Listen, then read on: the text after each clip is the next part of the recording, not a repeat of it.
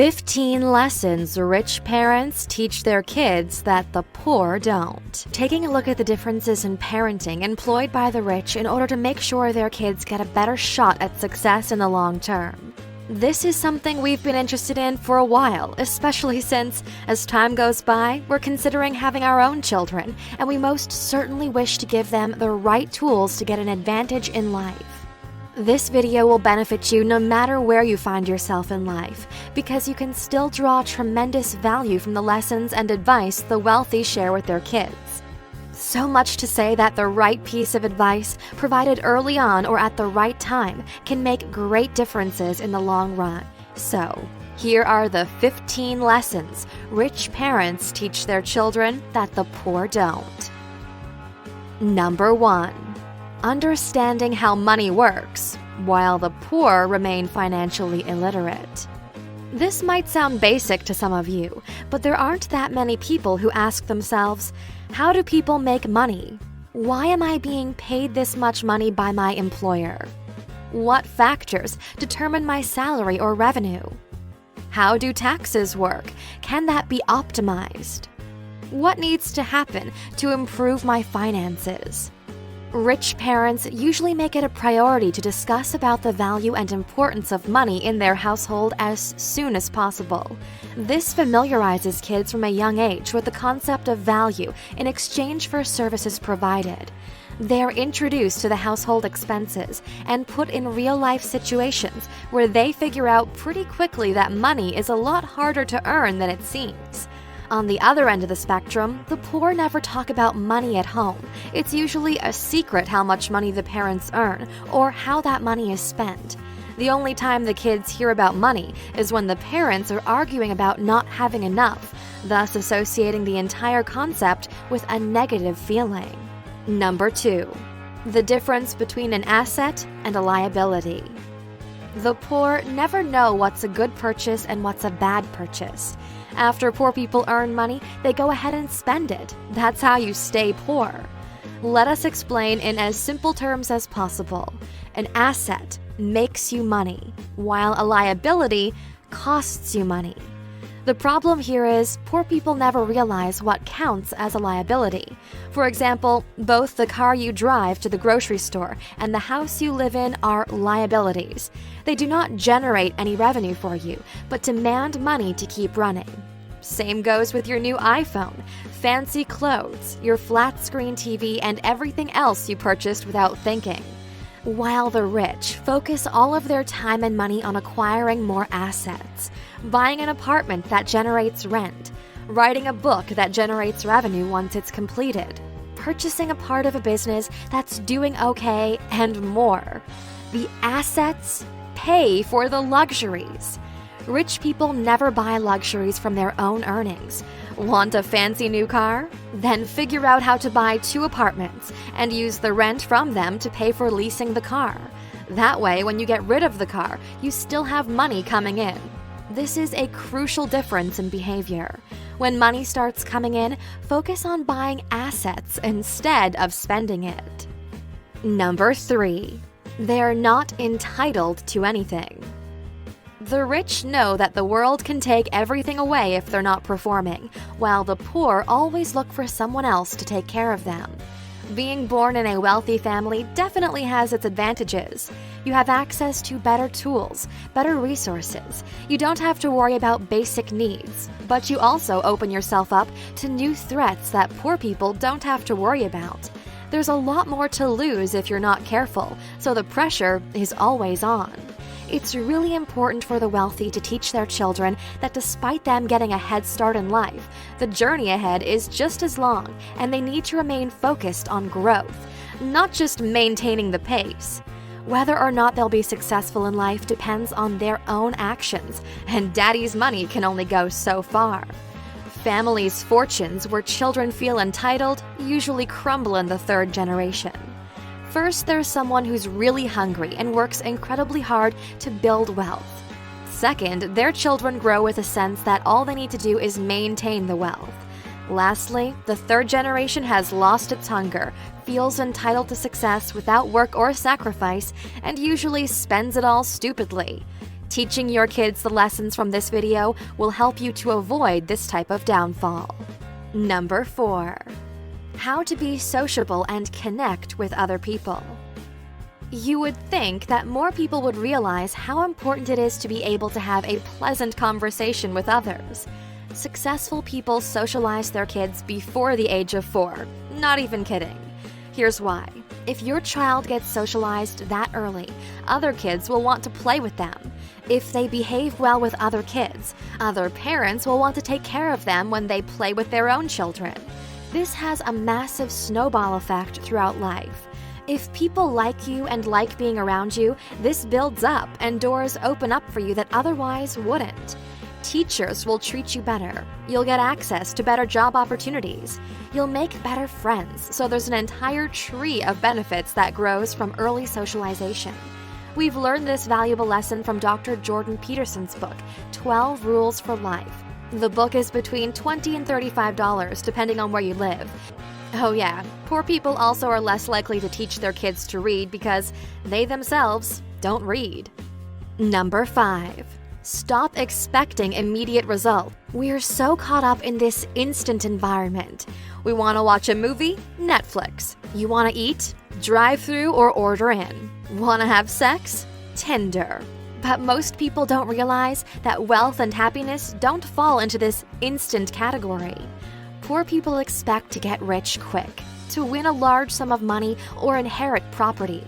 They have this weird expectation that their lives will somehow magically become better. The irony is, even if they somehow got their hands on a lot of money, they're not educated enough to know what to do with it and eventually blow through it all. Rich parents make it a priority to teach their kids to play the long game. Long-term thinking is one of the differentiating characteristics of the rich. And something really interesting we discovered is how much progress you can make if you think about life in large batches of time, say 5, 10, 20 years. There's a really great quote from an interview Bill Gates did where he said, "Most people overestimate what they can do in 1 year and underestimate what they can do in 10 years." The year is almost over, and that new year, new me bullshit will make its way into your lives pretty soon. Instead of planning for the next year, why don't you start planning your next decade? And maybe this time you'll do something about it. Number 6. How to create daily habits that on the long run give them incredible advantages. One of the most valuable skills you can teach your child is how to create a habit for themselves. Habits are amazing, and once you realize how valuable they can be, your life changes. It normally takes around 21 days to create a new habit, and once you push through that 21-day limit, you're off to the races. That habit becomes a part of you. You don't read enough? Transform reading time into a habit. You want to get fit but never have the motivation to go to the gym? Make a habit out of it. Same goes for work. If you make it a habit to organize and optimize your workflow, large portions of your day open up for other things. The rich use the power of habit to get ahead in life, while the poor nurture toxic habits which lead their lives into ruin. The power of habit is a tool. It magnifies what you feed it. The rich simply choose wealth creation actions as their daily habits, while the poor pick negative routines. Careful what type of habits you instill in your child. Children learn from what you do, not from what you teach them to do. Number 7. Money is a tool and it's a good thing. How many times have you heard people say money is the root of all evil? Plenty, huh? Alright, think back to the person you heard saying it. How successful were they? How happy were they in their lives? Poor people blame their misfortunes on the lack of money in their lives and attribute an element of negativity to the concept of money. This is because, even when they get money, it leads to more and more problems which they don't know how to tackle. The rich do the exact opposite. They understand that money is merely a tool which you use to navigate your life. It's just pieces of paper and plastic with drawings on them, which we exchange for material value. Nothing more, nothing less. Stop taking money so damn personal and use it for what it was created for. Exchange it to make your life better. It's very similar to scissors. You can cut hair with them, or you can stab yourself in the eye. Why people choose to do the latter is a major mystery to us. Once you start thinking of money like a tool, the game suddenly changes, and you'll stop harming yourself with it in the end. Number 8. Increase income instead of lowering expenses. One of the most valuable lessons a parent can teach their child is how to generate more money. It takes the same amount of effort of work to barely survive or to make a fortune. This might sound peculiar to some of you, but it's the truth. The difference is in the approach and the knowledge you use to back up that effort. The smarter you are from a financial perspective, the least amount of effort you have to deploy into the real world. That's why Wall Street brokers earn so much more than miners. Who between these two do you think deploys the most effort? Poor people are always focused on lowering expenses as much as possible, to the point that life almost isn't worth living. Do you think the rich care about buying a $5 coffee from Starbucks or not, or spending $30 on a movie? Instead, the wealthy put all their attention into increasing the amount of money flowing in. If you radically increase your income, there's always going to be large amounts of cash left over at the end of the month. Poor people teach their kids to lower expenses, while rich people focus on increasing their income. Major difference. Combine that with lesson number 2 on this list, and you have officially won the game of money. Number 9. Knowledge is more valuable than money in the long run. There's another quote that we kept hearing a lot when we were getting started, and it took a while to fully comprehend the true implications it had. It goes like this: invest in yourself. It pays the best dividends. Sounds easy, right? But it has very little to do with going to school. It has a lot more to do with increasing how valuable you are to the world. The world rewards people who are valuable because valuable people can create value for others, and in exchange for that value, they can get whatever they want. The concept of becoming a valuable person is not taught to their children by the poor. Even just a few of the wealthy bring it up when their child is growing, but those who do see a higher probability of both success and happiness. There are many ways to become valuable, from filling a position in a company to creating a product or service that people use, to showcasing your talent to the entire world. The more valuable you are, the richer you'll become.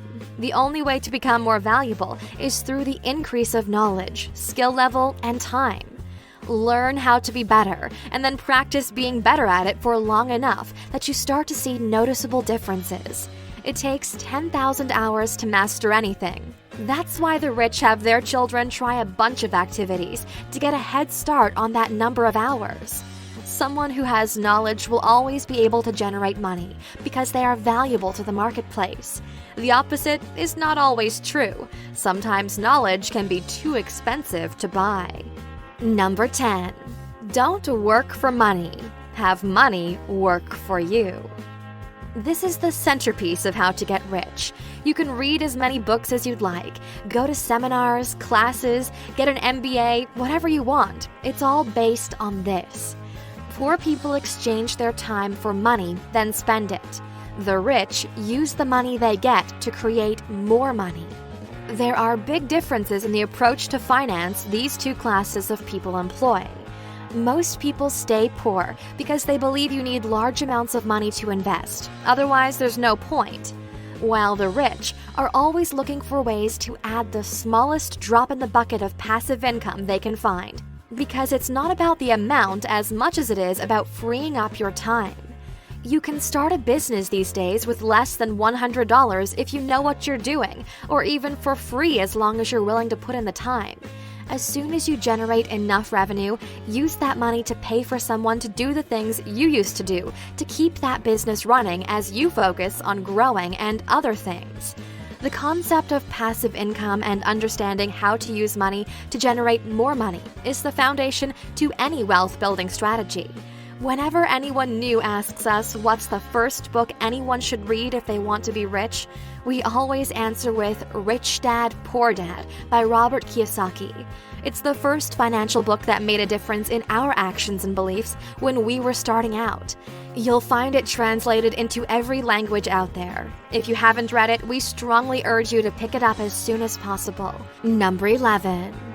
Solving problems is the quickest way to get rich. Something the rich are quick to teach their children is the fundamental difference between getting paid and getting rich. Let us explain. Poor people get paid to take care of something someone else needs done. For example, deliver the newspaper, wash the car, answer the phone, and more single-activity jobs where you basically do the same thing over and over again. The rich never do repetitive work because it's easily outsourced. Instead, they focus on the big problem. The bigger the problem you fix, the richer you get. That's how delivering the newspaper became content websites. Same results, less hustle. Answering the phone became automated messaging, which, by the way, Google has a new AI that will likely end the job of receptionists for good. Now let's take 3 iconic modern entrepreneurs: Elon Musk, Mark Zuckerberg, and Jeff Bezos. They all got super rich by solving problems for humanity and creating products and services to serve that mission. People will pay money for you to solve their problems. Teach your children that, and they're off to the races. Number 12. Not to waste time on things that do not correlate to the real world.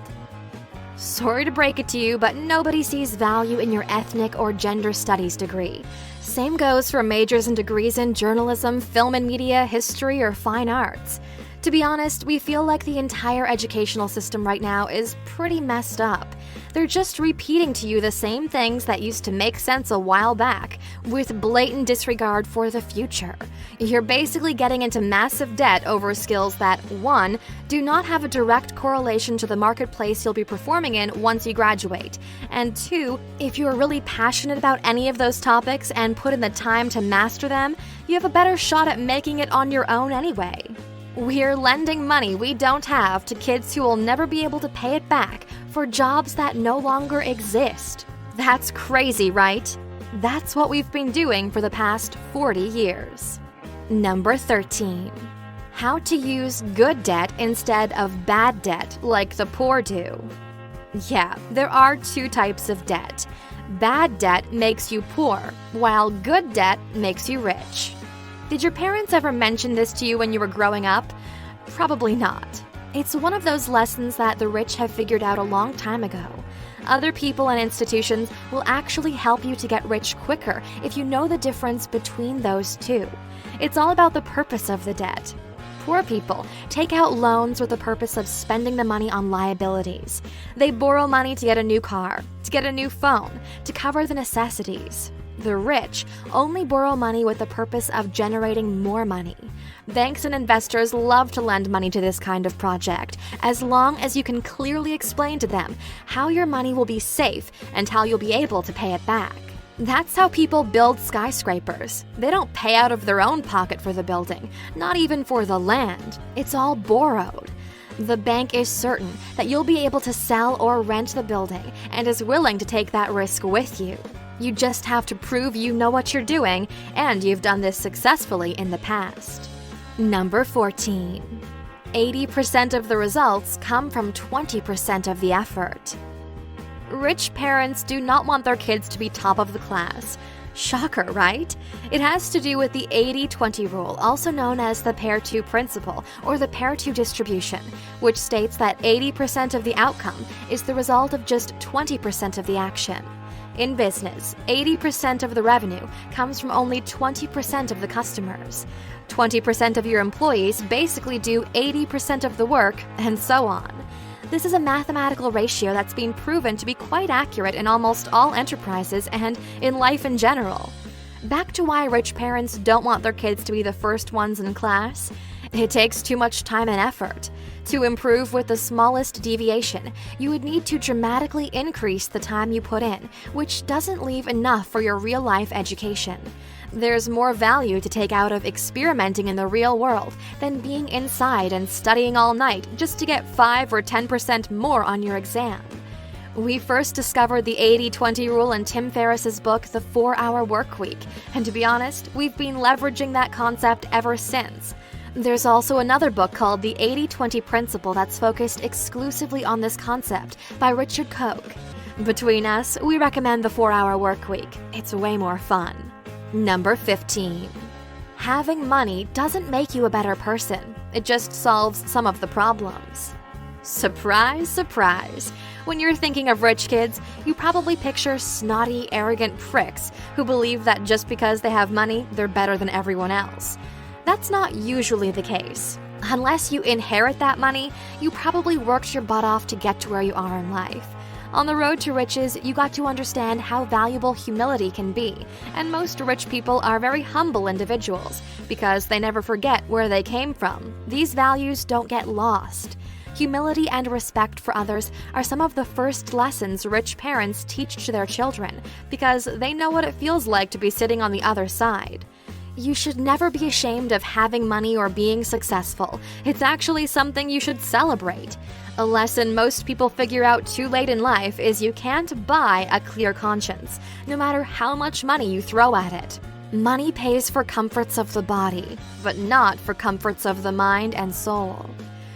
Okay, the question we want to leave you with is, what lesson did your parents teach you that served you well in life? If you're so kind, please leave it in the comments for other people to benefit from. We'll make sure to reply to those who we find the most interesting. You know we actually read those comments, right? Okay, now here's your bonus fact for sticking around until the very end. Number 16. To raise their expectations. Want your kid to live a better life than you have? Teach them how to not put up with bullshit and raise their expectations. Some people say that the secret to happiness is lowering your expectations in order to achieve them. Well, the secret to financial success is to raise them and then hit them. The majority of people settle for mediocrity, never take big risks for big wins. The competition might be fierce at the top, but there are definitely fewer players involved. Think of it like this. Would you rather have low expectations and meet them, or would you rather fall short of the highest expectations possible? If you compare both results, you're definitely better off with the latter.